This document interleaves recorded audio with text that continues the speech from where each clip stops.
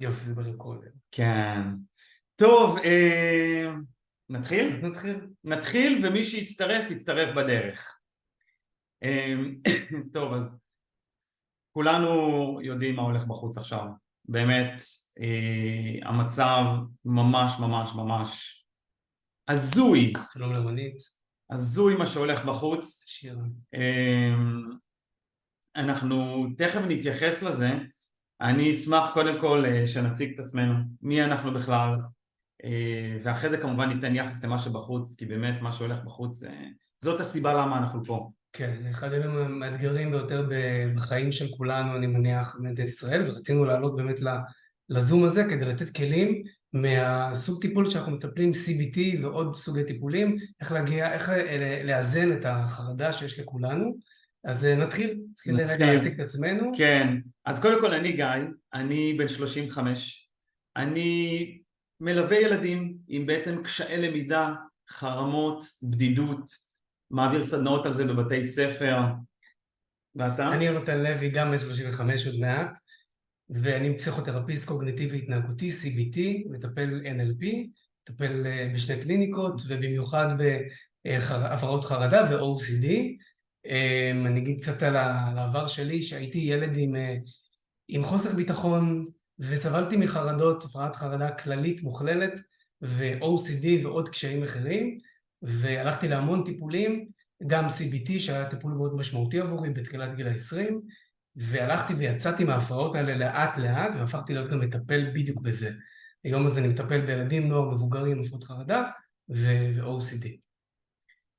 ואני רוצה להגיד לכם קודם כל קצת להכין אתכם מה הולך להיות היום. קודם כל מבחינת הלוז, הלוז הולך להיות פה שעה וחצי שנהיה ביחד, שבהם גם ניתן לכם כלים, אבל יהיה לכם זמן לשאלות, זמן לדבר איתנו, לשתף. חשוב לנו שתשתפו בסוף, שתשאלו אותנו שאלות. אנחנו רוצים לדעת שמה שאנחנו נותנים לכם זה ברור, שזה נותן לכם משהו. אז יהיה זמן לזה, גם תוך כדי. ובנוסף לזה חשוב לי להגיד, יש פה כל מיני אנשים שהגיעו. יש פה, אם תפתחו את המצלמות אז אני אוכל לדעת, אבל אתם מוזמנים לכתוב לי בצ'אט, תכתבו לנו בצ'אט, יש פה הורים, יש פה במקרה הורים? או הנה, אני רואה שיש פה הורים, אוקיי, הנה הורים, הנה דר, האורלב אומר שהוא הורים, יש פה במקרה ילדים? יש פה ילדים? בני נוער? טוב, אנחנו לא רואים. אוקיי, אמא, הנה מישהי כתבה, זואנה אמרה שהיא אמא. אז תראו, הולכים להיות פה הרבה דברים. הלייב הזה, הזום הזה, הוא מתאים גם לאנשים שהם הורים, גם לבני נוער, גם לאנשים בוגרים שאין להם ילדים. המטרה פה זה לתת כלים איך להתמודד עם כל הלחץ, עם כל החרדות, עם כל המצוקה שאנחנו נמצאים בה, ולקבל יותר שלווה, גם ליום יום, אבל גם למצב עכשיו. אני אשמח, יש לך עוד משהו להגיד? שאתם תקבלו פה כמה כלים, קודם כל כלים להרפיות דרך הגוף, ואנחנו עוד מעט נדבר ונתרגל, כל כלי שאנחנו נדבר עליו גם נתרגל אותו ביחד, בצורה כזאת שתדעו לתרגל אותו מהיום בעצמכם, וזה הדבר הכי חשוב לנו, שתיקחו כלים. אני רואה שרונית כתבה, אני אימא לנער בן 14, ואני בעצמי בחרדות, יש לי גם בן חייל, אז קודם כל... זה מאוד קשה, זה מאוד קשה. קשה. ומאוד מאוד מחריד, והמטרה היא לא לפתור את החרדה כבר נגיד, אלא לאזן, להפחית, לנהל אותה באיזושהי צורה. תראו, אני רוצה לשתף אתכם קצת עליי, מי אני בכלל, ולמה אני עושה את מה שאני עושה.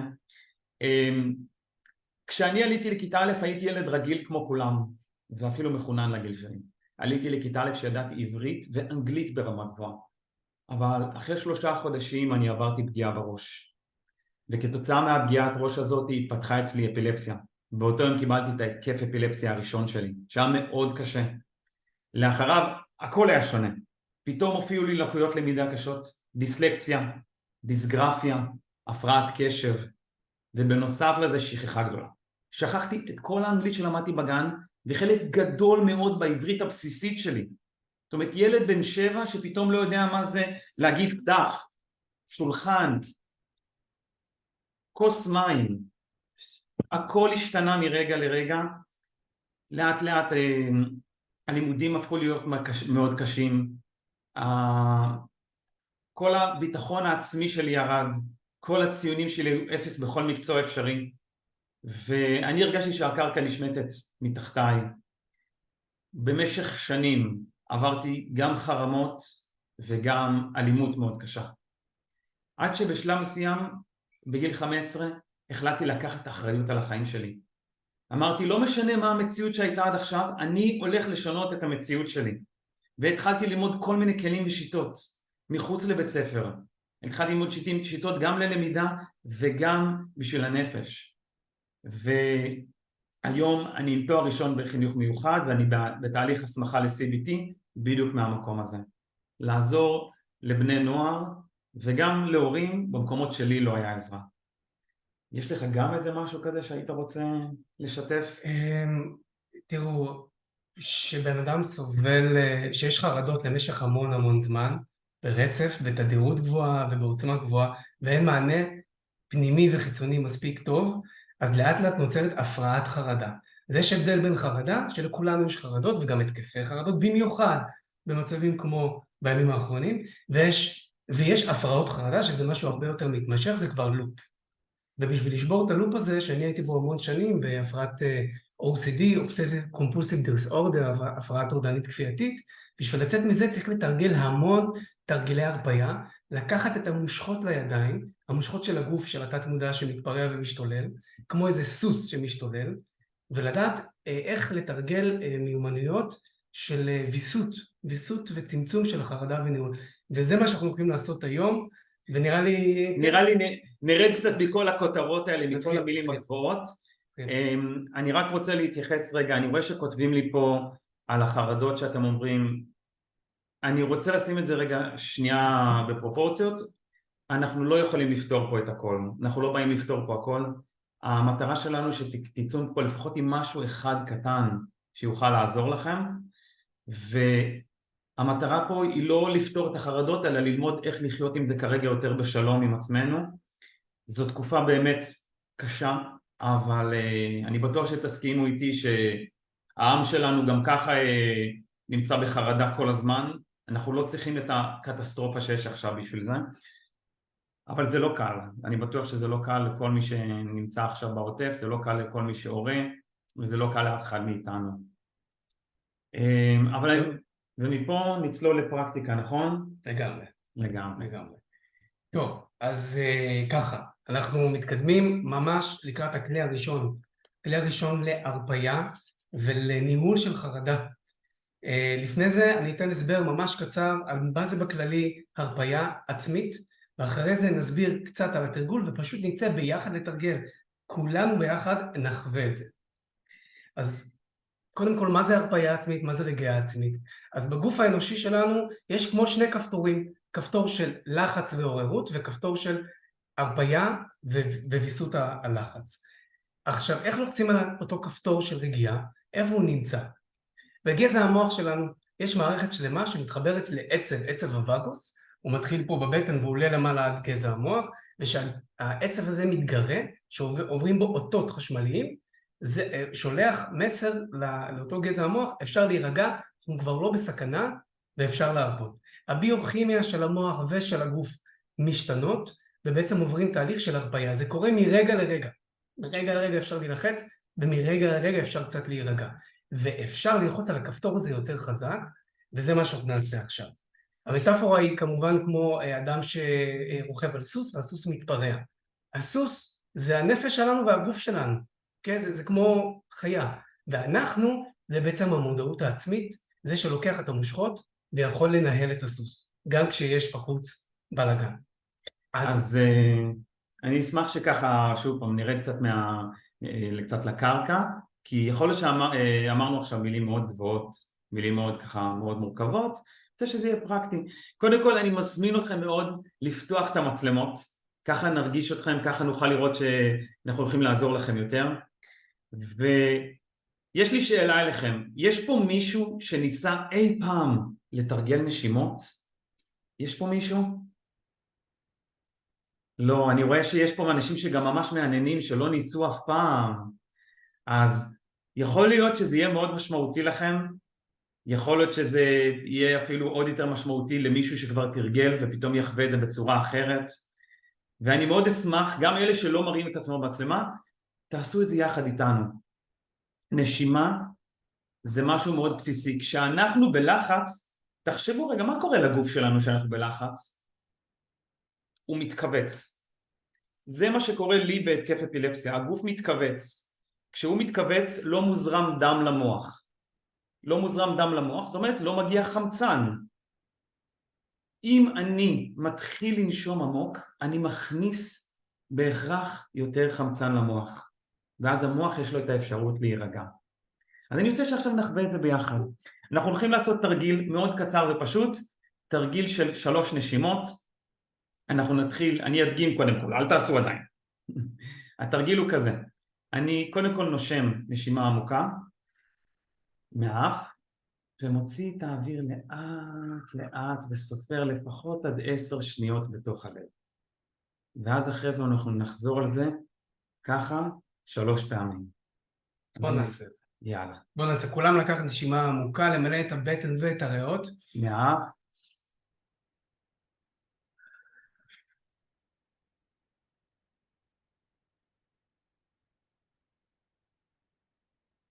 מצוין. עוד פעם.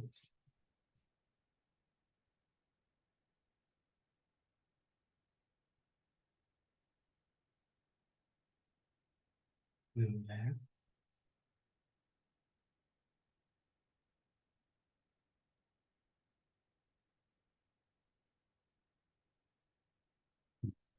אוקיי.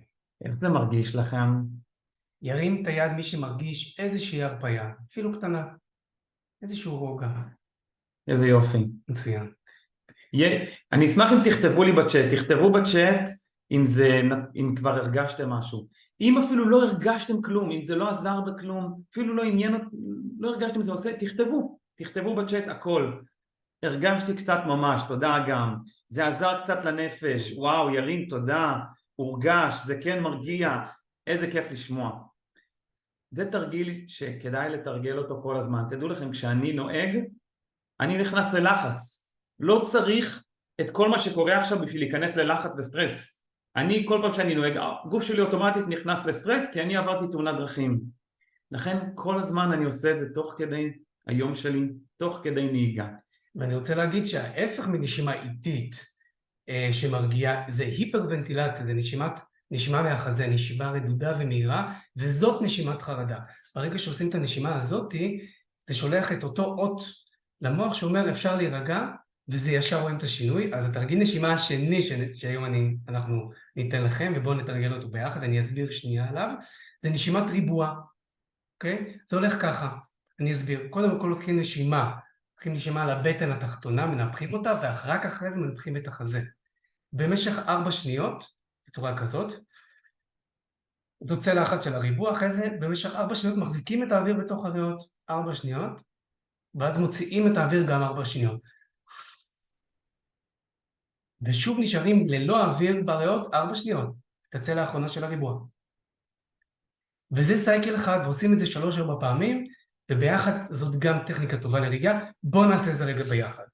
אוקיי, אז לשבת כולם ככה בצורה נוחה, ולקח נשימה עמוקה 4 שניות בערך לבטן התחתונה ולחזה.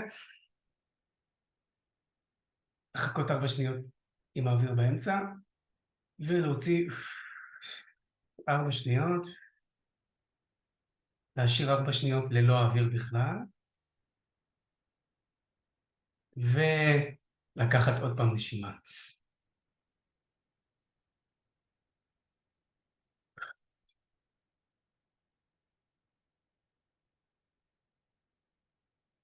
פעם אחרונה.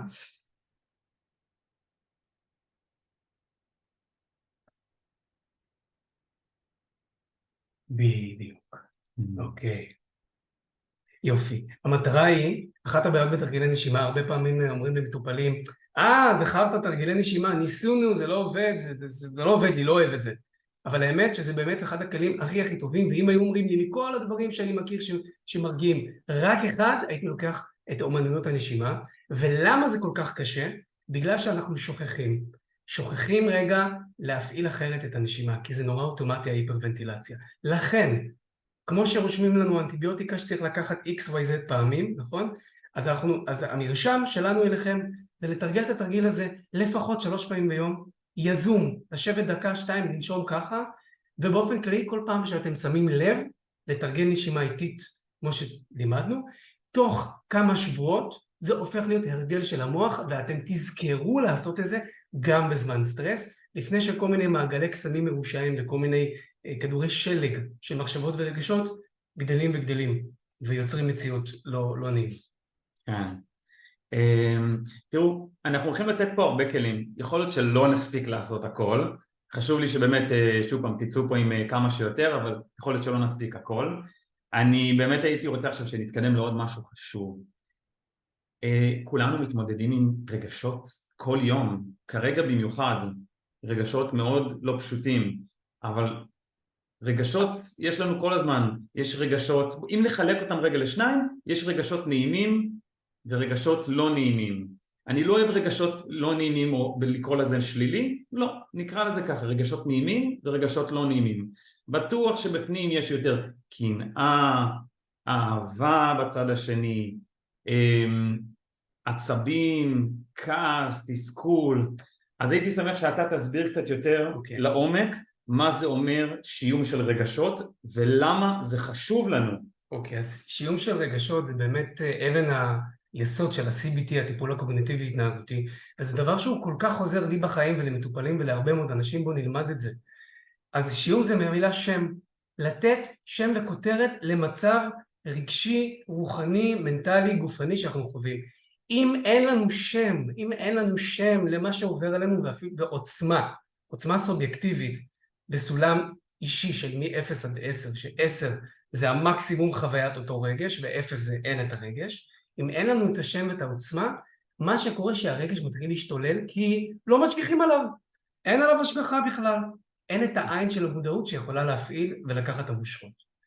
ולשיעור רגשות קוראים גם מנטליזציה, אם תרצו לחפש על זה עוד. אז בואו נתרגל לזה, אנחנו נעשה עכשיו share screen ללוח הרגשות, יש שם 30 רגשות מוכרים, והתרגיל שנעשה ביחד כולנו הוא כזה. בואו נעלה את הלוח רגשות.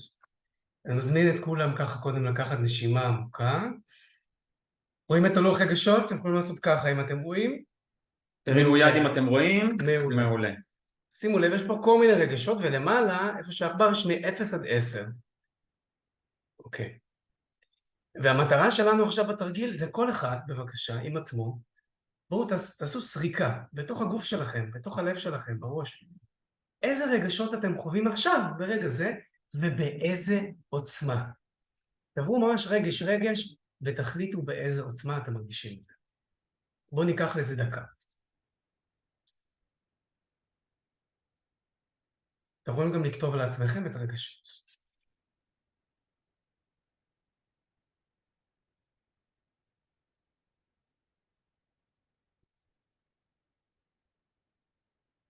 הייתי רוצה לשאול אתכם קצת, יש פה מישהו שמרגיש עכשיו, ממש עכשיו, תחושה של פחד?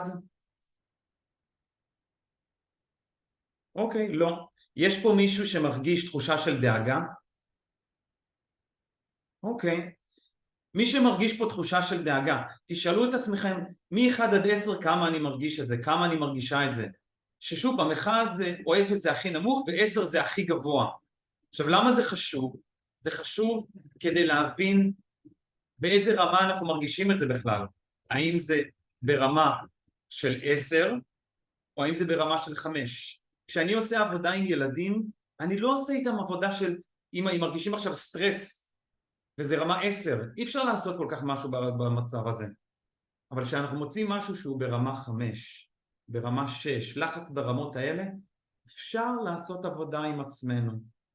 לכן חשוב לזהות את הדברים האלה. וגם אני רוצה להגיד, זה שאני אתן קצת דוגמה על עצמי, קודם כמובן קורים הרבה דברים, הרגשתי מוצף ברגשות, אתם מרגישים את זה? אתם מכירים את זה שאתם מרגישים פשוט גרוע, אבל אתם לא יודעים מה בדיוק אתם מרגישים? רוב האנשים יקראו לזה בשם אחד, ברגש הדומיננטי, אני כועס, אני חרד, אבל אם מסתכלים בתוך החוויה, יש שם כל מיני רגשות וחשוב לתת להם את הביטוי ואת המקום, כי אז זה נותן לנו את המפתחות בעזרת החשיבה, בעזרת המודעות, גם לשנות ולצמצם ולווסת למעלה או למטה כל רגש. נגיד קודם הרגשתי באמת גרוע, ואמרתי רגע יונתן, מה אני מרגיש עכשיו? אני מרגיש תסכול 6, אני מרגיש בהלה 5, אני מרגיש חרדה 9, הייתי במצב מאוד מאוד חזק, אבל ברגע שנתנתי את השם ואת העוצמה, אנחנו חווים הורדה וצמצום של לפחות 2 יחידות. אם הרגשתי 6 זה ירד ל4. כלומר זה כלי שהוא מדהים והוא חלק מהוויסות הרגשי, הוא בעצם משלים את הנשימות. אוקיי. טוב, אני רוצה שעכשיו נתקדם טיפה. אני רוצה לספר לך משהו קטן עליי. כשאני הייתי ילד התמודדתי עם דיכאון שלא בדקו אותי. אני לא יודע להגיד לכם האם זה היה דיכאון קליני או לא, אבל אחד הדברים שעזרו לי לצאת מזה, ואני לא יודע מאיפה הבאתי את זה באמת, זה טכניקה שאני קורא לה חיוך לתינוק. אני רוצה לשאול אתכם, יש פה מישהו שראה אי פעם תינוק שרק הגיע לעולם בין כמה חודשים, חייכתם אליו והוא חייך חזרה אליכם? אתם מכירים את זה? וואי, זה רגע מדהים. אני רואה שיש פה כמה חיוכים מתוקים כזה, אולי אבות חדשים, אמהות חדשות. אתם מכירים את זה? נכון? אתם מחייכים אליו והוא מחייך חזרה אליכם? איך זה? איך זה? איך הוא יודע? הוא רק הגיע לעולם. איך הוא יודע לחייך חזרה אלינו? תכתבו לי בצ'אט אם אתם יודעים איך זה. תכתבו לי בצ'אט מה דעתכם, איך זה יכול להיות שתינוק שרק הגיע לעולם יודע לחייך אלינו. אז הנה כותבים לנו, הנה אני גם רואה שהם כבר כתבו גם את העוצמות, יפה מאוד של הרגש. יפה, וואו, כתבתם לנו את העוצמות, איזה מדהים, איזה מדהים. איך מתרגמים תחושת רעב? תראו, אנחנו נחזור אחרי זה לכל השאלות. הזדהות חיקוי, אוקיי. הזדהות חיקוי, מעניין. אז בגדול, יש לנו חיוך פה, אבל יש חיוך גם פה. אנחנו נולדנו עם חיוך פה, חיוך במוח. זה משהו מובנה שיש לנו עוד מתקופות קדומות. כשהיינו עוד במערות, כשהיינו אדם קדמון, היינו צריכים לזהות מה נכון לנו, מי זה אמא, מי זה אבא, מה בטוח בשבילנו. ולכן זה באוטומט שלנו. כשאנחנו מחייכים, והתינוק מחייך אלינו חזרה, הוא מרגיש בטוח. זה אומר ככה, חיוך משחרר הורמונים במוח, שגורמים להרגיש טוב. אולי שמעתם פעם, מישהו שמע על הורמון האוקסיטוצין, הורמון האהבה, שמעתם? זה נקרא גם הורמון האהבה. כשאתם מחייכים, משתחרר לכם הורמונים. יש לכם את זה בחינם כל הזמן. כל מה שאתם צריכים לעשות זה לחייך. אבל איך מחייכים שקשה? אני אראה לכם בדיוק מה עושים. זה מה שאני הייתי עושה כל הזמן, במשך כל הילדות שלי. בעצם, מה שאנחנו יכולים לעשות עכשיו, זה חיוך גדול ומאולץ. ככה. בהגזמה. ואנחנו הולכים להחזיק אותו למשך 10 שניות. חסר לכם אם אתם רוצים באמצע. אני רואה פה את כל המצלמות. ומיד אחרי 10 שניות לשים לב לתחושות בגוף. מנטליזציה, מה שאמרנו קודם. יאללה. 3, 4 ו...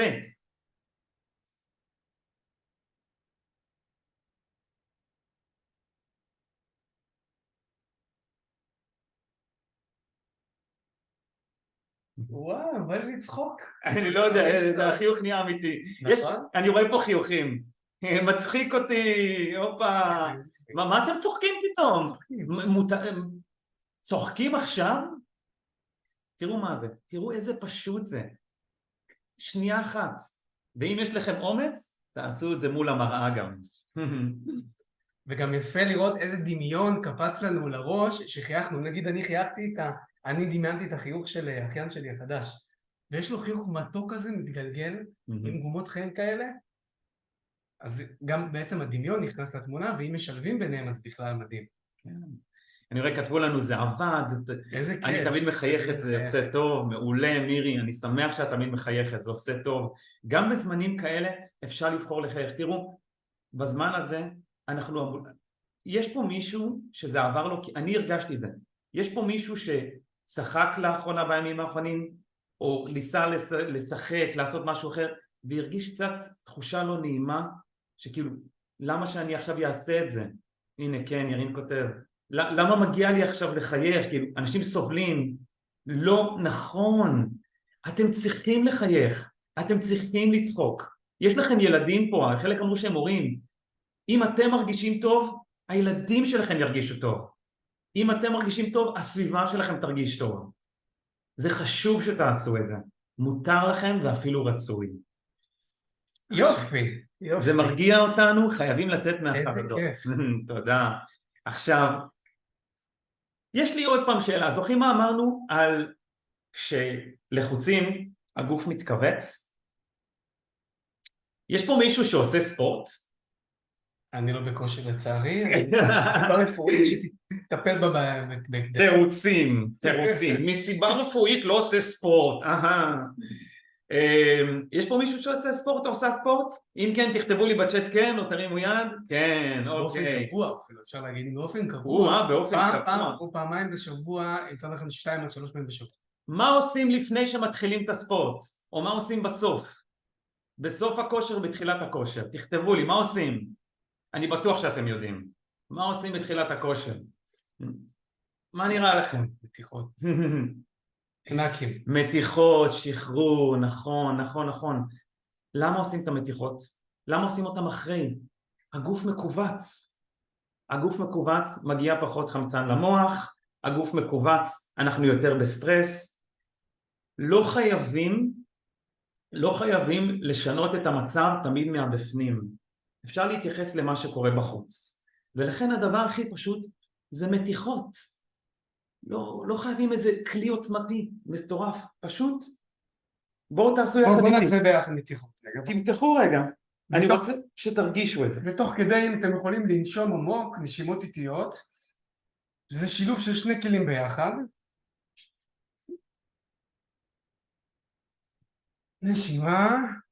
נשימה. אם אפשר גם לחייך אפילו תוך כדי, 3 עדיפים מ1. אפילו אפשר להוציא קול, הנחה. אוקיי. אני לא יודע מה איתכם, אני כבר אשתחרר לי קצת, אני אולי לא אמרתי לכם, אבל אני מאוד מתרגש ממה שהולך. גם אני. ולפני שנכנסנו לזום הזה, עשינו מנטליזציה. גיא, כמה אתה מתרגש? יונתן, כמה אתה מתרגש? מה מידת החרדה? מה מידת הבלבול? אולי יש שם עוד רגשות? וברגע שיש מנטליזציה, יש אור בתוך התת מודע קצת, אז יותר קל לנו.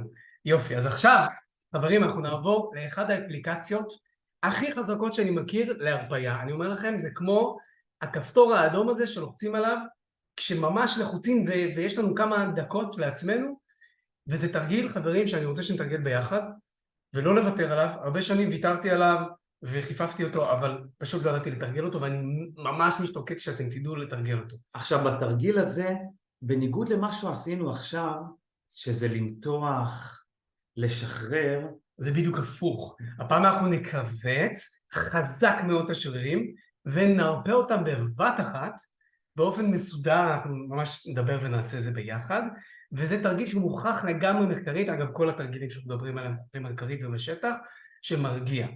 אוקיי, אז תראו איך אנחנו עושים את זה. אני לפעמים שאני לחוץ בפגישות, נגיד פעם דייט לפני הרבה שנים, הייתי נורא לחוץ, הלכתי לשירותים, עשיתי את הדבר הזה, חזרתי עם לפחות 4-5 פחות בסולם מ-0 עד 10 של חרדה. וואי, בדייט זה מאוד משמעותי, 4-5 פחות, פחות גמגום. טוב, אז שימו לב איך עושים את זה, אנחנו עוברים קבוצת שרירים מהרגליים עד לראש, אוקיי? ואנחנו מקפצים מאוד מאוד חזק, 5 שניות, חזק, אבל תוך כדי זוכרים לנשום, לזכור לנשום, ואז משחררים. אני אנחה את זה, בואו נעשה את זה ביחד. כן, אבל תנחה להם את זה לאט, ממש לאט, כדי שיבינו, כי אתם לא רואים את כולנו. אז בואו נתחיל ברגליים, הרפאיית שרירים של ג'ייקובסון. אז עכשיו אנחנו נכווץ, בואו תקבצו את הרגליים, את כל שרירים שאתם תופסים, הכי חזק שאפשר, 5 שניות. בואו נתחיל קודם כל נשימה עמוקה, ולכווץ, חזק, חזק, חזק, חזק, חזק, את כל הרגליים, את הכפות הרגליים, מה שאתם תופסים, עוד קצת יותר חזק, ננשום, ולשחרר. לשחרר הכל, לשחרר ולשים לב לתחושה. מצוין. אנחנו מקבצים 5 שניות ומשחררים בערך 5 שניות. בואו נעבור לבטן, במרכז הגוף. לקח נשימה עמוקה, ולכווץ את כל השרירים בגוף, מרכז הגוף, בגף ובבטן. חזק, חזק, חזק, חזק, כאילו אתם מרימים איזה פיל עכשיו עם הבטן. חזק, ולנשום תוך כדי. עוד יותר חזק, ולשחרר. שימו לב לתחושת ההרפאיה. זה בדיוק הזמן למיינדפולנס, שימו לב לתחושה. אם אתם כבר מרגישים משהו, אז תכתבו לנו, שנדע שאתם מרגישים. שנדע שאתם מרגישים ואתם איתנו. בואו נעבור לידיים, אוקיי? ידיים למעלה, אוקיי? ניקח נשימה עמוקה ונכווץ, חזק, חזק, חזק. אפשר לנשום תוך כדי, לא לנשוח, חזק, עוד צד, 3, 2, 1, להרפות. שים לב לתחושות בגוף. לשקט. מצוין, נשימה עמוקה, אנחנו נעלה לראש. נסובב את הראש ימינה, בצורה לא כל כך חזקה, אבל שימו לב שמתכווץ השריר. קח נשימה ו... חזק. נשום תוך כדי. 3, 2, 1, לשחרר. שים לב לתחושות. נשימה עמוקה ולצד השני. למתוח ולכווץ את השרירים. ולשחרר. שים לב לתחושות בגוף. ברור.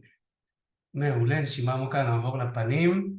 עכשיו הגיע הזמן לעשות לעצמנו קצת פדיחות וזה כיף, כן? אנחנו מקבצים את כל הפנים, ממש עיוות של הפנים חזק, כל שריר שאתם תופסים. 5 שניות, מוכנים? 3, 4, קחו נשימה ו... כל השרירים שאתם יכולים, ואף אחד לא רואה. ולשחרר. נעבור לחיוך, חיוך גדול גדול שימתח לכם את כל הפה. כן? 3, 4, ו... חזק חזק, תרגישו את השרירים. לנשום. 2, 1, ולהרפות. שימו לב בתחושות. ונעשה ככה נשימה עמוקה אחרון חביב, גבות, כאילו אנחנו מתפלאים. 3, 4, ו... חזק את הגבות למעלה, חזק חזק.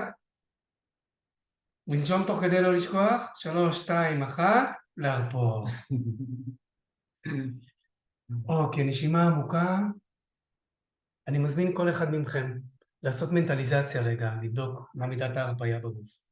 האם יש הבדל כלשהו? ולכתוב לנו, האם יש הבדל כלשהו?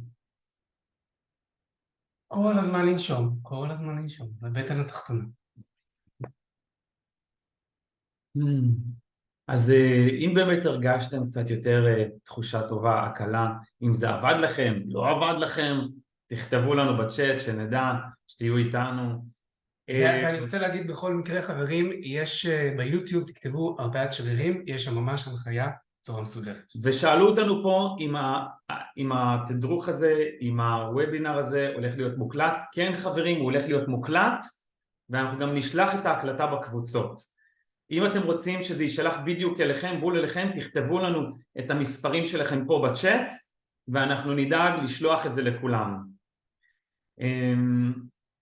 עכשיו, אולי לא תאמינו, אבל אני צריך לסגור פה את החלון, כי החתול שלי התפלח לפה, והוא מתחיל להכניס אותי לסטרס. כמה סטרס? מ-0 עד 10? מ-0 עד 10. ש10 זה קטסטרופה אמיתית. כמו שהילדים באים אליי נותנים להגיד, 40. 100. טוב. אני רוצה שנתקדם רגע למשהו שיותר התכנסנו אליו. המצב כרגע במדינה באמת מאוד קשה. אני חושב אני רוצה לשאול אתכם רגע שאלה, יש פה מישהו או מישהי שחוו אזעקות עכשיו בימים האחרונים? ריבי, אני רואה שאת הרמת יד, אני רואה שאור הרים היד. מאיפה אתם? מאיפה אתם בארץ? תכתבו לנו כולכם, מאיפה אתם בארץ? יש פה מישהו שהוא ממש מהדרום, חווה המון אזעקות? אני רואה, כתבו לנו, ירין כתב, מחלץ, מושב חלץ. מושב חלץ. אני רואה שכתבו לנו מחולון. תראו, האזעקות האלה, תל אביב, רמת גן, צפון, האזעקות האלה מכניסות את כולנו לחרדה. אני רוצה לספר לכם סיפור. יום אחד אני ישבתי במבצע עמוד ענן, הייתי בחול, וישבתי בגרמניה, זה היה לפי דעתי, אם אני לא טועה, ועברה הרכבת הקלה, הטרם באמצע העיר, ואני ישבתי בבית קפה בחוץ. פתאום עבר הרכבת הקלה ועשתה צליל כזה חד. באותה שנייה אני מצאתי את עצמי בגרמניה, בבית קפה בחוץ, מתחת לשולחן עם הידיים על הראש. וואו. הייתי בטוח שפשוט יש אזעקה. זה היה האוטומט שלי. כולנו קצת פוסט-טראומטיים אפשר להגיד. והתקף חרדה, שזה משהו עכשיו שאני רוצה שנדבר עליו, זה לא משהו שהוא נשלט כל כך. זה משהו שצריך לעבוד עליו לאורך תקופה.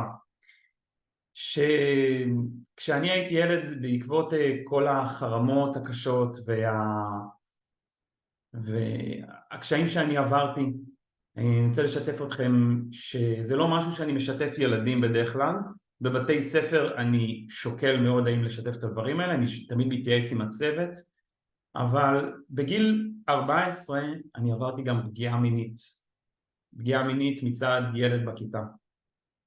דברים שהכניסו אותי להתקפי חרדה מאוד קשים. במשך שנים הייתי מתמודד עם ממוצע של 5 התקפי חרדה ביום. אני רוצה קצת להסביר מה זה התקף חרדה. כי התקף חרדה יכול להיות בהרבה מובנים. יכול להיות לחצים בחזה ותחושה שהולך להיות לי התקף לב. יכול להיות קוצר נשימה. יכול להיות תחושה גם יותר פנימית. תחושה של אני יורד מהפסים, משתגע, זרמים בכל הגוף. יש פה מישהו או מישהי שאי פעם, ואתם לא חייבים לענות כי זה לא קל, אבל יש פה מישהו אי פעם שירגיש איזשהו התקף חרדה ברמה מסוימת? יש פה מישהו? אני רואה הרמות יד. קודם כל תודה על הכנות, תודה על הפתיחות, זה לא קל. התקף חרדה זה משהו שהוא מאוד קשה, אני יודע את זה מניסיון. אבל אני רוצה לתת עכשיו קצת אור, לשפוך קצת אור, ולתת גם איזה שהם כלים איך להתמודד עם המצב הזה. כי שוב פעם, לא צריך את הקטסטרופה שהולכת בחוץ בשביל שנגיע למצב של התקף חרדה. אז בעיקרון, אחד הדברים שמאוד עוזרים להוריד רמות של לחץ, זה מקלחת קרה. פשוט מאוד. שמעתם פעם על הרעיון הזה של מקלחת קרה? יש פה מישהו שמתקלח במקלחת רותחת? שמקלחת ממש חמה, שנהנה ממקלחת חמה? אני רואה לפי החיוכים שכן, יש פה אנשים שמחייכים. אני מזמין אתכם לאט לאט להתרגל למקלחות קרות, בדיוק בתקופה הזאת במיוחד. אתם יכולים לעשות את זה בהדרגה, תתחילו ממקלחת פושרת, לאט לאט למקלחת קרה. מה שזה עושה באותו רגע זה פשוט מאפס את הגוף. עכשיו, זה מוריד רמות מסוימות של לחץ, אבל בהתקף חרדה אנחנו ברמה מאוד גבוהה, זה יכול להיות רמה של 10 גם. אז אחד הדברים שאתם יכולים לעשות ממש באותו הרגע של התקף חרדה, שאתם מרגישים את התחושות האלה, שאני אשמח אפילו תכתבו לי בצ'אט איזה תחושות אתם מרגישים בהתקף חרדה. וגם, אני רוצה להגיד, מי שרוצה לקבל שאלון CBT של משהו כמו 40 סימפטומים ותחושות שונות של חרדה, והאמת שזה מאוד מלמד ומדהים לענות על השאלון הזה, אתם רואים שיש כל מיני תופעות שלא ידענו שזה בכלל חרדה, כמו תחושת ריחוף, או נימול, או יציאה מהגוף, או ניתוק, דיסוציאציה, או כל מיני תופעות במערכת העיכול ושרירים, והמון תופעות, וגם יש לזה ציון, ואפשר למדוד את הציון הזה עוד פעם אחרי חודש של תרגולים של הטכניקות שאנחנו מלמדים. אז את הסרטון אנחנו נשלח פה למי שיקטוב את הטלפון שלו, נשלח בהחלט הסרטון, את השאלון ואת הסרטון, ואני רוצה לתת לכם משהו מאוד פשוט. התקפי חרדה זה משהו מורכב, זה משהו שאני מזמין אתכם לא להתמודד איתו לבד, ללכת לאיזשהו טיפול, לאיזשהו ליווי, אבל מה שאני חייבת לכם זה שיטה פשוטה שאתם יכולים לנסות בכל רגע נתון, גם אם זה רמה של 10 וגם אם זה רמה של 6 או של 7. כל מה שאתם צריכים לעשות זה להתחיל לשאול את עצמכם מה קורה עכשיו. ברגע שאתם מרגישים את ההתקף חרדה, קורה משהו כזה, יש לכם מחשבה שיוצרת רגש שמוביל לתגובה כלשהי. אם תחשבו רגע על ילד שהולך למבחן, ואז הוא חושב, אוי ואבוי, אני הולך להיכשל במבחן, עולה לו תחושה של לחץ וחרדה, ואז אוטומטית גם התגובה שלו היא תגובה של אימפולסיביות. לפעמים ילדים יכולים לקרוא את המבחן מרוב עצבים, לזרוק אותם. אני רואה לפי העינונים שיש פה הורים שמבינים על מה מדובר גם. זה בדיוק העניין, זה מחשבה שמובילה לרגש, שמובילה בסופו דבר לאיזושהי תגובה אימפולסיבית שלא אנחנו תלויים בה, אנחנו לא יכולים לעשות איתה הרבה. ואותה תגובה יוצרת אחרי זה עוד מצב שהוא לא פשוט להתמודד איתו, ובעצם זה לופ. וב-CBT אנחנו קוראים לזה מודל אמת. אירוע, מחשבה אוטומטית, זה קופץ לבד, מאוד בצורה לא נשלטת, ותגובה, תגובה פיזית, פיזיולוגית, של סטרס למשל, ברגשות, ותגובה התנהגותית. ואז בעצם הלופ הזה ממשיך, והמטרה שלנו זה נכון לקחת את המושכות חזרה על הסוס פרא, שמתפרע, בדיוק זה העניין, זה בעצם ההבנה של המודל הזה. ואני רוצה לשאול, אני רוצה לתת לכם פשוט את הדרך הקלה והפשוטה לעשות את זה. בשנייה שאתם מרגישים שאתם בהתקף חרדה ברמה מסוימת, פשוט תסתכלו מסביב ותשאלו את עצמכם, מה אני רואה? מה אני רואה? אני רואה כוס מים. מה אתם מרגישים? אני מרגיש את הכיסא הזה עכשיו. אני מרגיש את הג'ינס עכשיו על הרגליים שלי. אני מרגיש את הקרקע, את הרצפה. אני רואה תקרה. כשאתם שואלים את השאלות האלה ומכניסים את עצמכם למציאות שמסביב, המוח יוצא מהלופ שהוא נמצא וחוזר לכאן ועכשיו. זה כמו ילד שחולם בהקיץ בשיעור, ואז פתאום המורה אומרת לו, דניאל, ואז פתאום הוא חוזר לכאן ועכשיו. זה המוח שלנו, הוא לוקח אותנו למקומות אחרים. אותו הדבר תעשו כשאתם בלחץ, חרדה וגם בהתקפי חרדה. אולי נעשה להם הדגמה? אני אהיה בהתקף חרדה מלאכותי. אפשר, האמת היא שהייתי מעדיף שנגיע לזה אם אין לנו זמן. כן, אני מעדיף שנתקדם. יש פה הרבה אנשים שאמרו שהם הורים, נכון? יש פה הרבה אנשים שהם הורים. יש פה מישהו שהיה רוצה דרך איך להתמודד עכשיו עם הילדים? יש לכם איזשהו קושי עכשיו עם הילדים בתקופה הזאת? כי אם כן, הייתי רוצה, וגם יונתן היה רוצה, לתת לכם קצת יותר כלים איך להתמודד עם המצב הזה עכשיו. אנחנו מקבלים הרבה פניות מההורים, לקוחות שלנו, שהילדים הם מטופלים שלנו. מה עושים, איך מתמודדים, איך מתווכים את המצב הבלתי אפשרי הזה לילדים, ומה אפשר לעשות עם זה. אז אנחנו רוצים באמת לתת קצת כלים וקצת נקודות מתוך גישת הטיפול. יש פה מישהו או מישהי שהילדים שלהם לחוצים כרגע מהמצב? שהילדים שלהם נמצאים בחרדה? אוקיי, תודה על הכנות, תודה ריבי. יש פה אנשים והורים שתכתבו לי גם בצ'אט, מי שלא נמצא כרגע עם מצלמה פתוחה, אני אשמח שתכתבו לי בצ'אט. אם יש פה מישהו או מישהי שהילדים שלהם בסטרס, חרדה, והם לא יודעים איך לתווך את זה לילדים, לא יודעים איך להגיד להם, מה להגיד להם, מה קורה עכשיו. פנתה אליי אמא ששאלה אותי, גיא, הילד שלי בוכה כל הזמן, אני כבר מיואשת, אני לא יודעת מה להגיד לו. אז אני רוצה לתת לכם כמה טיפים פשוטים שיוכלו לעזור לכם. קודם כל, בשביל להוציא את החרדה והלחץ מהבית, אני מזמין אתכם להימנע מחדשות בטלוויזיה. אני לא אומר לכם לא להיות מעודכן או לא להיות מעודכנת. תהיו מעודכנים בטלפון, הכל טוב, יש לכם פה הכל. כשהטלוויזיה פתוחה, הילדים שלכם רואים את זה, הילדים שלכם שומעים את זה, יש שם תמונות מזוויעות, דברים נוראים, הם קולטים את זה. תסגרו את הטלוויזיה, יש לכם את הכל פה בשליטה שלכם. בנוסף לזה, אתה יכול להגיד מילה קצת על הטיק טוק ועל הרשתות? אני רוצה להגיד גם כמובן על הרשתות, על הטיק טוק, על הטלגרם, יש שם ממש זוועות. תראו, סרטונים נחרטים בראש, אפשר לחטוף טראומה או פוסט טראומה מסרטונים, וזה טיפול כשלעצמו. אם מישהו נצרב לו איזה סרטון זוועה או תמונה נוראית ומחרידה ומצמררת, וזה נשאר לו יותר מחודש ימים ומקשה עליו על השינה ומשבש לו את החיים, אז לפי ההגדרה הטיפולית זה פוסט טראומה. אחרי חודש, אם זה ממשיך לו, אחרי זה יש עוד תקופה של כמה חודשים, וזה הזמן לטפל, עוד לפני שזה הופך להיות. אז בואו נחסוך את זה לגמרי, לשים לב אובר, להקפיד על גישה לתכנים האלה. מירי פה גם כתבה, הילדה שלי, אוקיי, היא כתבה גם איך אפשר להיות שמח בכלל במצב כזה. כן, אז לא, המטרה היא ממש לא להיות שמח, אי אפשר אבל להיות האמת, שמח, אבל אפשר לבסט את התחושות אם הן מגיעות למצב שאי אפשר לתפקד ולתת את מה שצריך.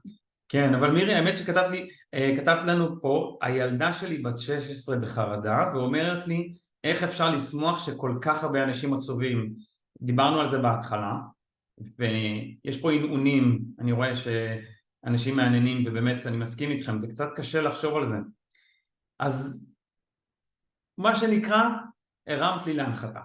בדיוק עם זה הייתי מוכן לעבור. לילדים שלכם קשה להתמודד עם זה. הילדים שלכם הם יצור קטן, תחשבו על זה, הם חווים את הרגשות בפעם הראשונה של החיים שלהם יחסית.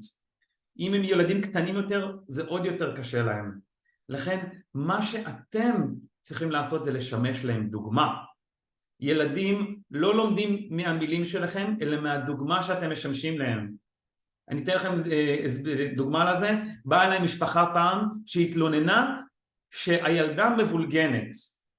שהילדה כל החדר שלה מבולגן. שאלתי אותם, איך החדר שלכם? ואז הם אמרו לי,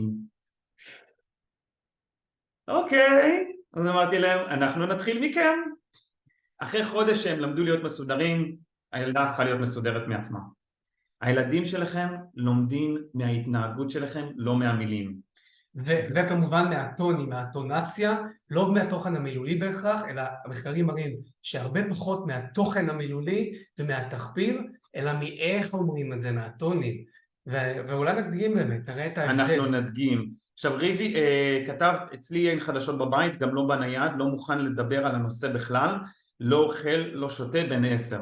ריבי, לא אוכל, לא שותה בן 10 נשמע מאוד קיצוני.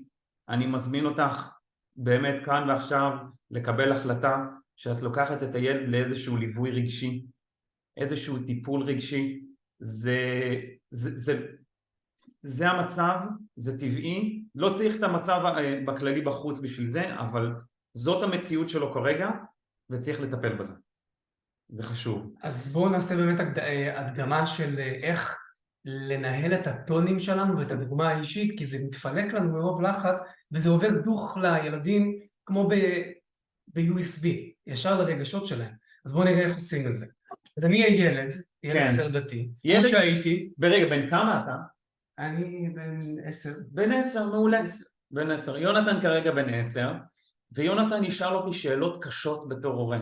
שאלות ממש קשות, ואני אתן לכם הדגמה אחת של הורה שמגיב, והדגמה שנייה של הורה שמגיב אחרת. אתם תראו לבד איך זה נשמע. אבא, למה רוצחים אותנו? מה קורה?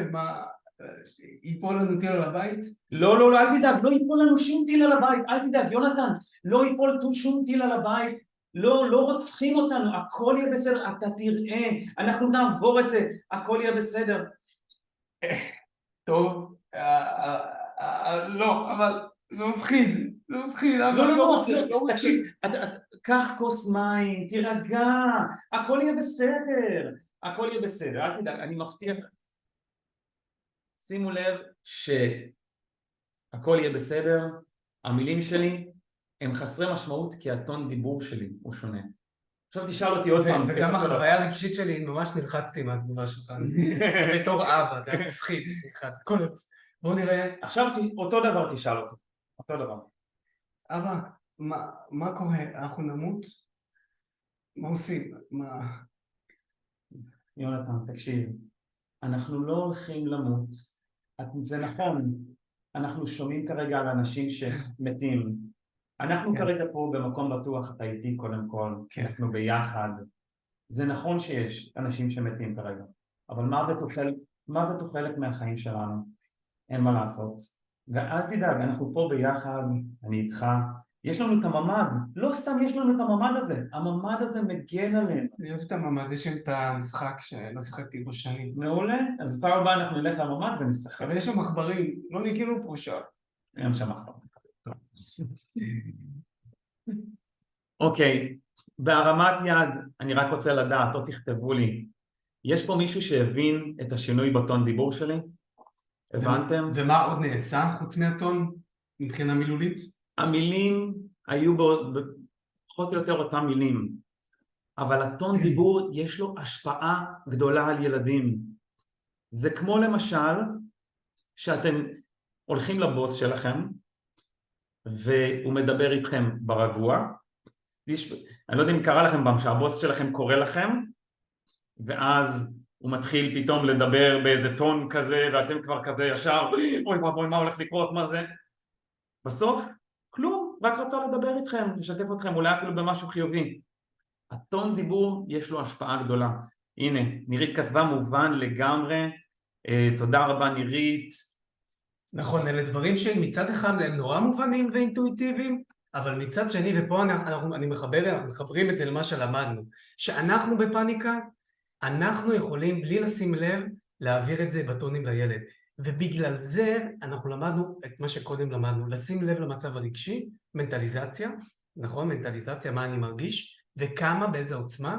אחרי זה זה הוויסות, כן, זה הלנשום עמוק. זה יכול לקרות ב5 שניות, ואז לבחור איך לתווך את זה לילד.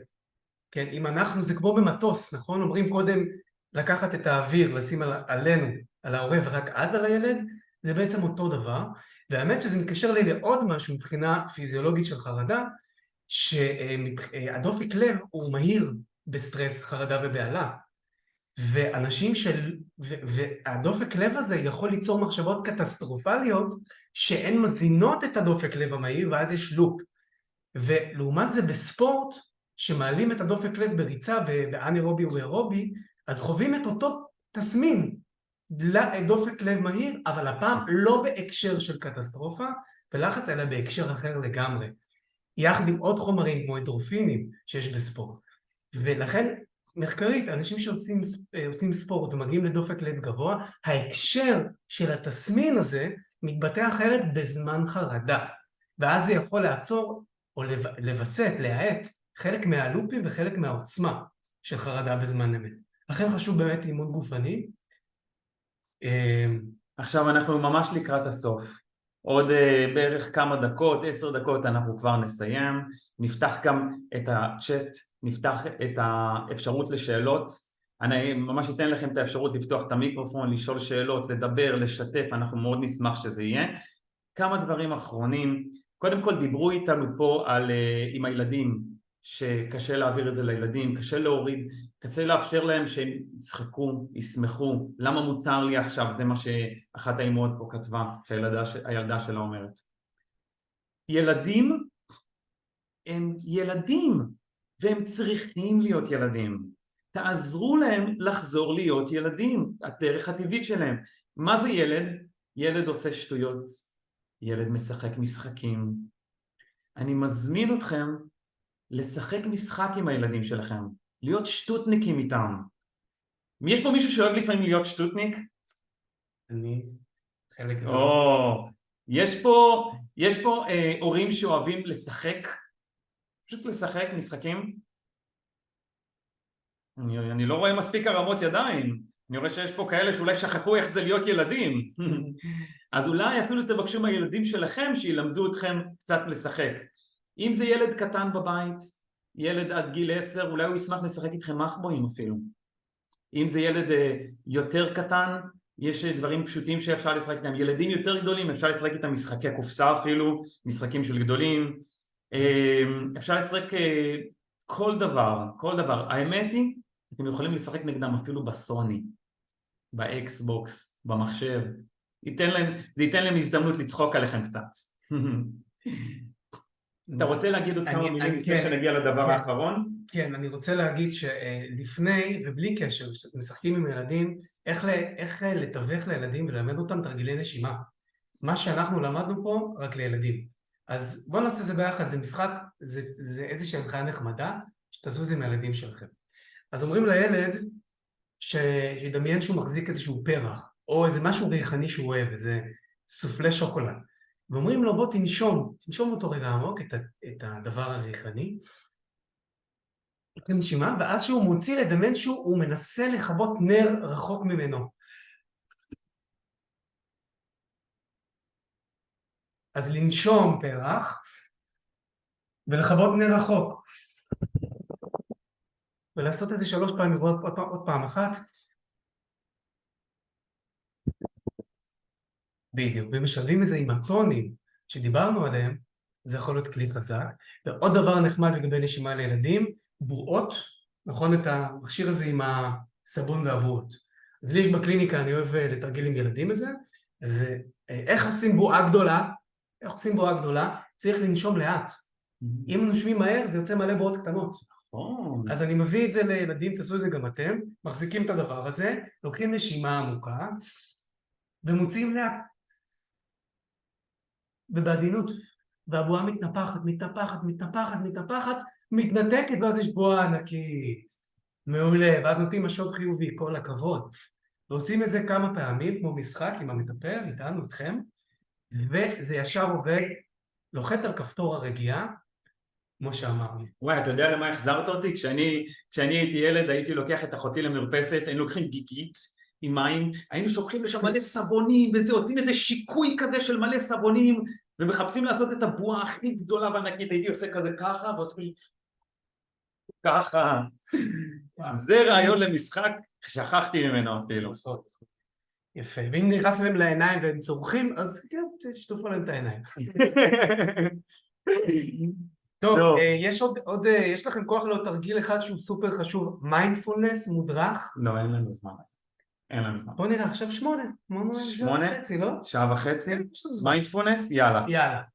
טוב, מיינדפולנס זה אחד הכלים הכי עוצמתיים, הכי נחקרים, חייבים, must. אגב, by the way, בתוך התרגיל הנשימה, והרפאיית השרירים וכל השאר, יש מיינדפולנס באופן כבר מובנה. אבל חלק מההגדרה של מיינדפולנס זה מודעות עצמית. לכן שאנחנו כבר עושים את זה, כדאי שנדע שאנחנו עושים את זה. אז בואו נתרגל, מה זה מיינדפולנס במשפט?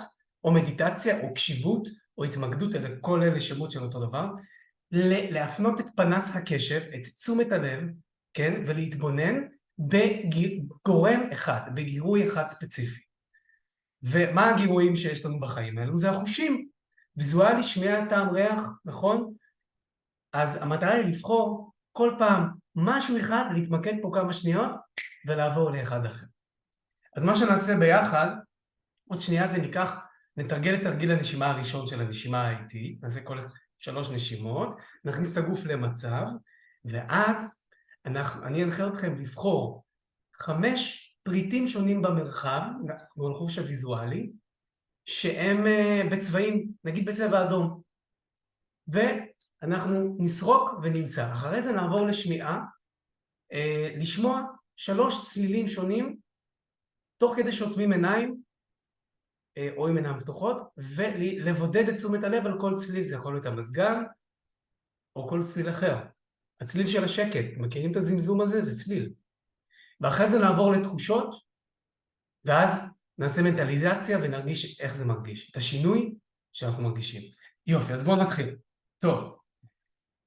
אז בואו ניקח קודם כל 3 נשימה אחת גדולה, כולם לקחת נשימה גדולה על הבטן התחתונה ולמלא את הריאות, ולהוציא לאט 10 שניות.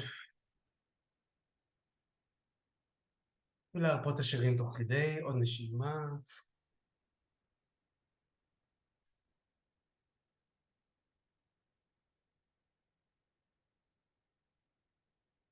עוד נשימה.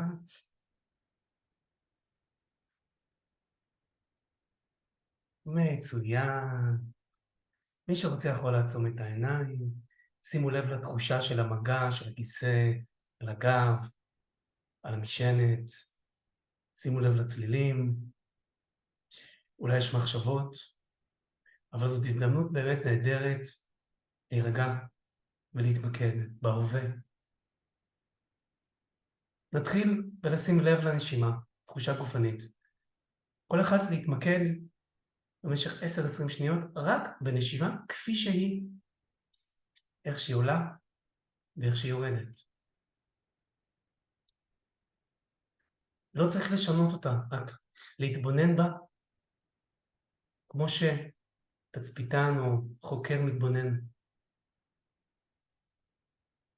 אולי היא מהירה מאוד, אולי היא לא סדורה.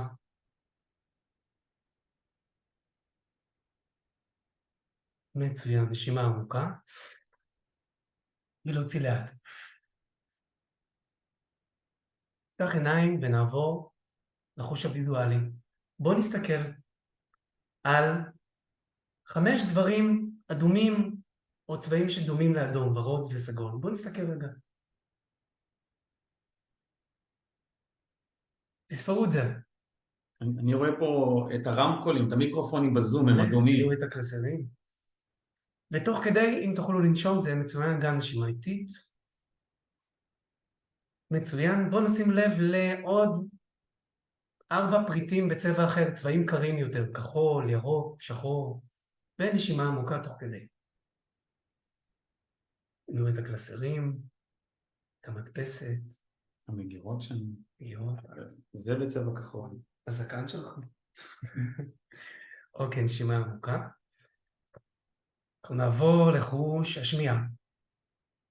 להפנות את תשומת הלב לצלילים, מצאו 3 צלילים שונים והתמקדו בכל אחד במשך כמה שניות.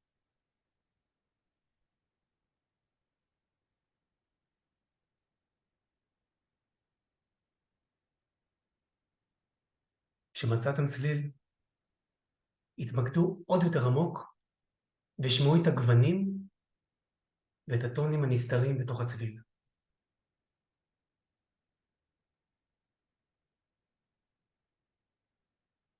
תוך כדי שימו לב לגוף, לוויברציות בגוף, למגע שלו, לכיסא או לספה. ונשימה עמוקה.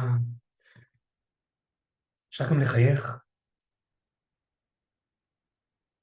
אנחנו נעבור עוד פעם לתחושות, וזה יהיה האחרון. שימו לב לתחושות בכפות הרגליים, את המגע עם הכפכף או עם הרצפה. זה יותר קר, זה חם, זה לוחץ. שימו לב אפילו לאצבעות, איך זה מרגיש? איך מרגישות הבעונות? שימו את תשומת הלב בבעונות. אולי יש רוח על הרגליים. ובואו נעלה למעלה, עלו לשוקיים, תרגישו את האוויר, את התחושה בפנים ובחוץ.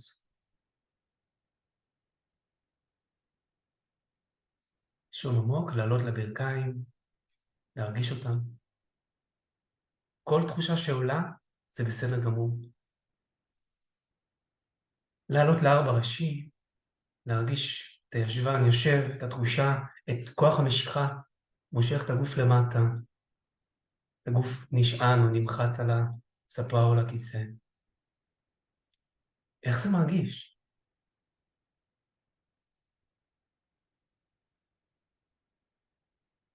תוך כדי אפשר להקשיב לצלילים ולקחת נשימה עמוקה. ופה נעלה למעלה, טוב מאוד, כל הכבוד, לבטן ולגב.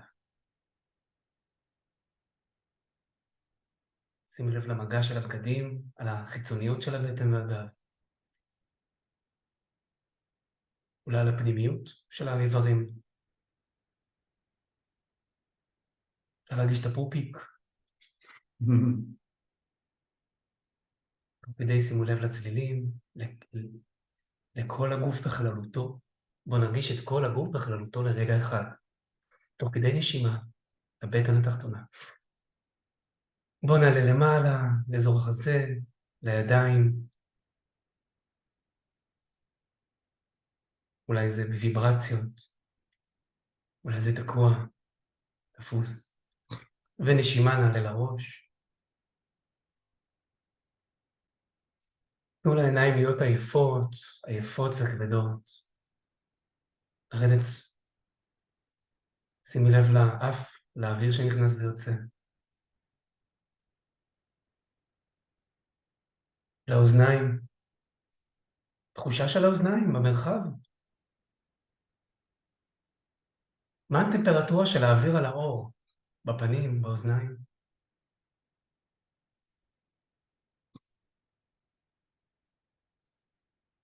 נשימה עמוקה לחיים, שיניים ושיער.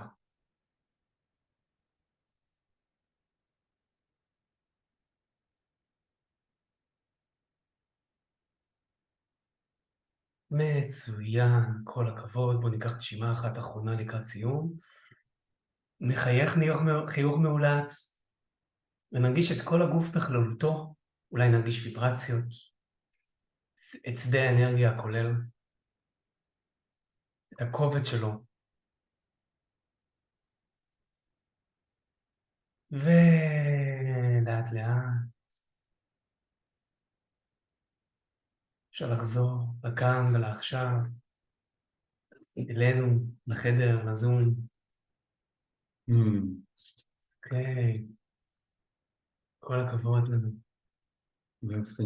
אתם יכולים לכתוב איך זה היה, איך זה הרגיש. אם חוויתם חוויה מיוחדת של איזושהי הפסקה או האטה של זרם התודעה, של מחשבות, זה הבסיס לצמיחה נפשית, בין היתר. לסיום,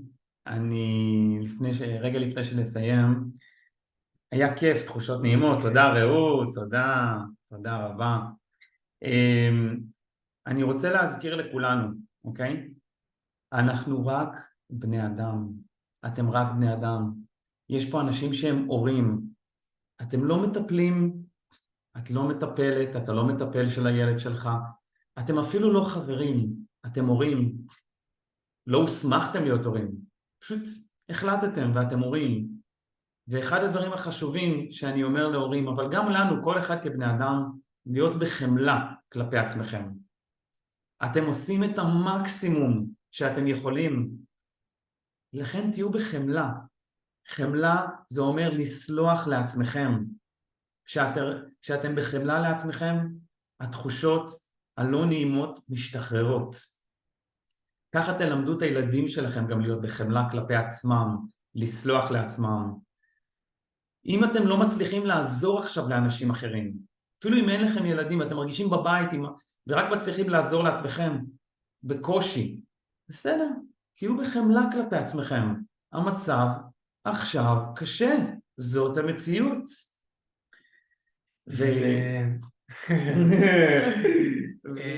ואם אפשר אפילו לתת שיטה, מתכון לחמלה עצמית, לי היה מאוד קשה עם חמלה עצמית, אני רוצה לשתף אתכם עם אהבה עצמית וקבלה עצמית המון שנים, ושברתי את הראש, לא הבנתי איך אני אוהב עצמי, איך עושים את זה. אני רוצה שיטה.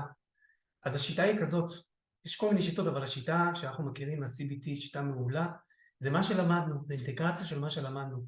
קודם כל חיבוק לעצמנו, לשים יד פה על החזה, לחבק את עצמנו, זה משדר מסר לתת מודע כמו חיבוק, זה משדר אוקסיטוצין, כי זה כמו חיבוק, החום של עצמנו, לקחת נשימה עמוקה ולווסת רגע את החרדה, ואז לעשות מנטליזציה, להגיד מה אני מרגיש? אני מרגיש עכשיו מאוד חרד, אני מרגיש 8 חרדה, אני מרגיש עכשיו גם גועל 3, ואני מרגיש בעלה 5, ותסכול 6 נגיד. אני נושם לתוך זה. אפשר גם לדבר על מחשבות, מה יוצא לזה, ואנחנו לא ניגע בזה עכשיו. נכון. ואז אנחנו נהיה, נגיד משפט חומל, נגיד, אני אוהב אותי כפי שאני. כל הכבוד לי על. משהו קטן. כל הכבוד לי על שקמתי. ושהייתי נחמד קצת.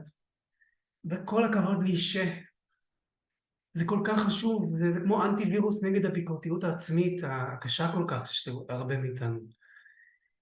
וכבר מתחילים להרגיש טוב, ואפשר גם להגיד, אני הולך לעשות משהו קטן עכשיו, משהו קטן, כדי להרגיש אחרת.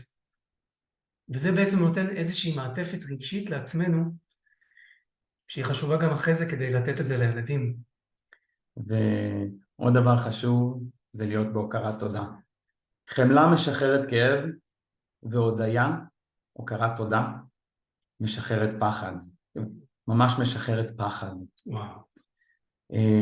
בעצם הוקרת תודה זה משהו שכדאי לתרגל אותו, זה לא משהו קל.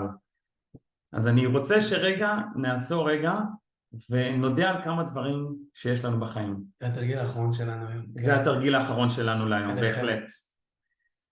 אז קודם כל, בעיניים פקוחות, בלי לנשום יותר מדי, פשוט רגיל. יש פה מישהו שיש לו רגליים? יש לנו. תודה על הרגליים שלי. תודה על הרגליים שלי. אנחנו יכולים ללכת, אנחנו יכולים לרוץ, לא בטוח אם יש כושר. יש לכם ידיים. בעזרת הידיים האלה אתם יכולים להקליד במחשב, ללחוץ, לחבק את הילדים שלכם.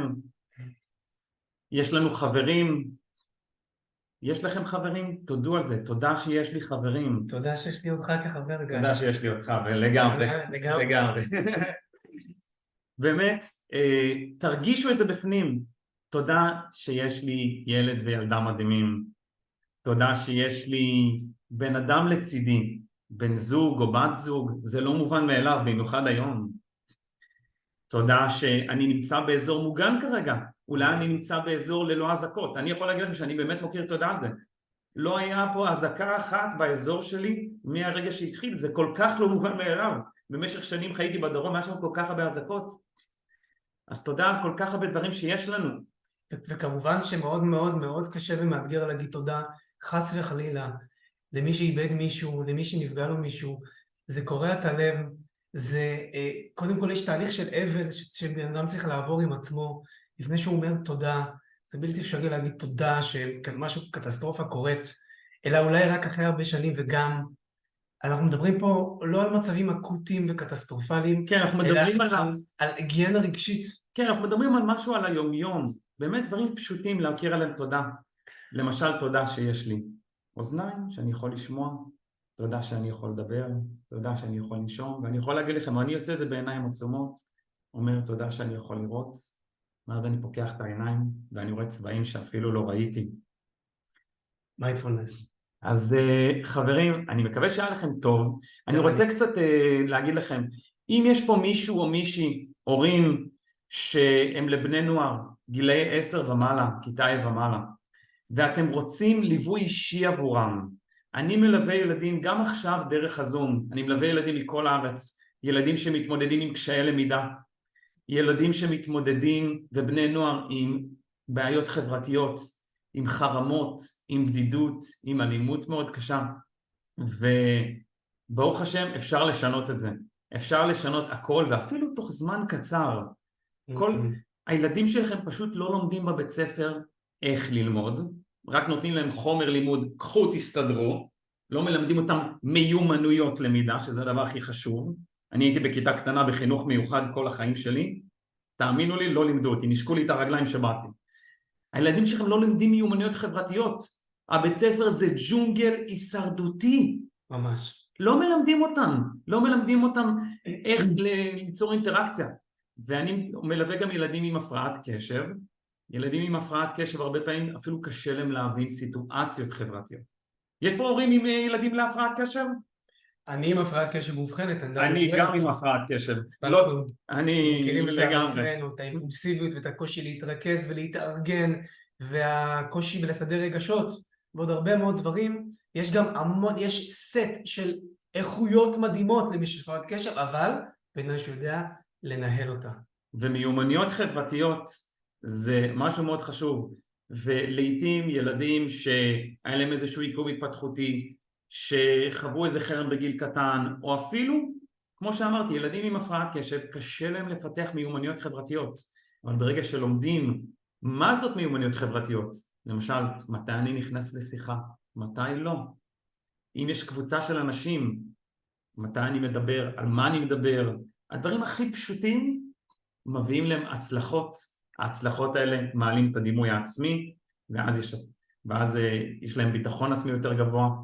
אז אם אתם מעניין אתכם, אתם מוזמנים, קודם כל אני אכתוב פה את הטלפון שלי, אתם מוזמנים לכתוב לי באופן אישי, ויונתן, אני גם אשמח שתציג מה אתה עושה. אני כמובן רוצה גם להזמין אתכם, הורים, אתכם ספציפית, נוער, מבוגרים. אני בקליניקה שלי ברעננה וגם מהזום, אני מטפל בהפרעות חרדה. הפרעת חרדה כללית זה חרדה מהמון דברים, דאגנות יתר, כמובן מ-OCD, כי לי היה OCD ואני מתמחה בזה, מחשבות טורדניות, אובססיות, דימויים אובססיביים, שלי גם הייתה לי הפרעה בדימוי גוף אובססיבית, שטיפלתי בה ונפטרתי ממנה, כמובן קשיים בניהול קשב, כמו הפרעת קשב, ומיומנויות חברתיות. אני גם מורה לחינוך מיוחד בהכשרתי, והייתי עושה סדנאות מקצועיות לילדים עם קושי נפשי משמעותי בבית ספר כמורה ומנחה שם, ומה שהיום אני עושה זה גם סדנאות לילדים ונוער עם קשיים חברתיים ולהקניית של מיומנויות חברתיות, סדנה מאוד מאוד חווייתית, כיפית, המון כלים, ואני מזמין, אם אתם מכירים ילד ילדה שחוו את זה, אני גם חוויתי קשיים כאלה בעבר, וכמובן פוביות, גם פוביות, יכולים לפנות לטיפול CBT ו-NLP אצלי, אז אני מציע שגם תכתוב את השם שלך ואת הטלפון פה. כמובן לכתוב את שולחת לכם הטלפון ואת האתר ואת כל הדברים שככה תגיעו לדברים שאנחנו עושים. כן, וואי, תודה, יפה. שולחת לכם חיבוק, תודה, למדתי המון מכם תרגילי נשימות, כמו שמסבירים לילדים, עזרו לי להבין איך נושמים, אהבתי את התרגיל החמלה, איזה כיף. אתם מדהימים, תודה על המתנה. איזה שמחה, איזה אושר. אני מזמין אתכם גם לכתוב עכשיו, אם מישהו או מישהי רוצים לשאול שאלות, לשתף משהו, שאני אפתח לכם גם את המיקרופון לשיתוף, אני פשוט לא רוצה לפתוח לכולם ביחד, כי אז לא נשמע כלום, אז תכתבו לי. תכתבו לי פה בצ'אט, אני או משהו כזה ונפתח. תכתבו את השאלה שלכם, אנחנו נתייחס לכל השאלות שלכם, זה הזמן. בינתיים יונתן יכתוב גם את הטלפון שלו, כדי שתוכלו לפנות אליו. ושוב, אם יש לכם שאלות, אם אתם רוצים לשתף, זה הזמן. תכתוב יונתן לוי, כי עולה התמונה שלי, בגלל שזה זה, תכתוב בעברית, וכותב באנגלית. מעולה. מעולה.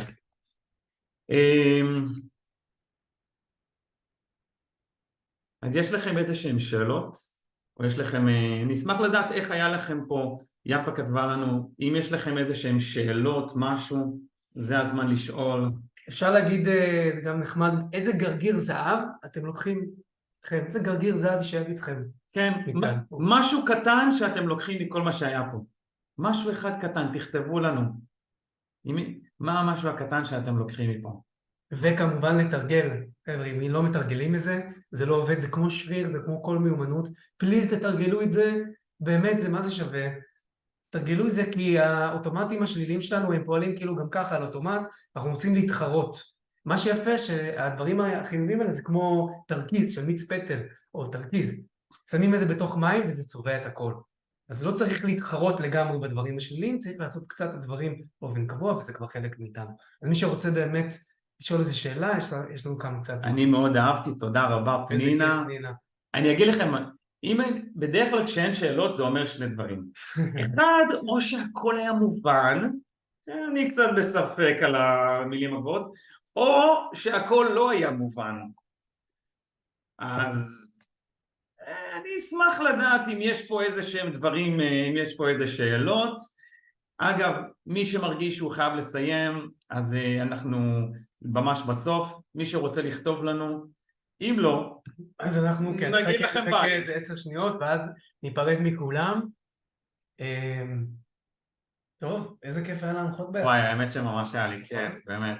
אנחנו ממש התרגשנו, נשבע לכם, אנחנו התכוננו לזה כבר כמה שעות. זה היה ספונטני שפשוט החלטנו, אנחנו עושים משהו, אנחנו נותנים משהו. זאת התרומה שלנו למצב הקשה שקורה, ופליז תתרגלו ותעבירו את זה קצת הלאה כמו אדוות במים, ו... ותודה, הנה כותבי, אפרת, תודה, אתם מרגיעים קצת בהצפות מכל העולם, תודה. רבית, בהחלט היה מובן, אתם מדהימים, תודה. תודה רבה. זוהנה, תודה רבה עם לב. תודה רבה, היה מאוד מלמד, מרתק, תודה על התרגיל החבלה, תודה איזה כיף אור, תודה רבה שנזכרת לי, שנזכה לימים טובים יותר לגמרי, אמן. לגמרי. אנחנו נזכה, אבל בוא נדאג ליום יום שלנו. בוא נדאג. היגיינה רגשית. מה שאנחנו יכולים לשלוט זה מה שיש לנו. אני הרבה פעמים אומר את זה לילדים שעוברים חרם, ככה אני מסביר להם, אנחנו לא יכולים לשלוט על מי שמסביבנו, אבל בנו כן. וזהו, אני מאחל לכולנו שנשמור על עצמנו בתקופה ההזויה והמצמררת הזאת, שנשמור על עצמנו, נעשה מה שצריך. אני מאוד מתפלל שאף אחד מאיתנו או מקרובנו לא ייפגע, ותנחומים לכל מי שנפגע, זה פשוט קשה ונורא. כן. וזהו. אני כותב לכם פה גם, כמו שיונה כתב, אני כותב לכם את השם והשם משפחה שלי באנגלית. אתם מוזמנים לעקוב אחריי ואחרי יונתן ברשתות החברתיות. בטיקטוק עוקבים אחריי המון ילדים, אז אולי בטיקטוק פחות יעניין אתכם, אבל באינסטגרם יש המון כלים שאני נותן. וזהו חברים, שיהיה לכם לילה טוב, שיהיה לנו לילה שקט, לילה שבו נשען יותר טוב. להתראות. ביי. ביי, להתראות.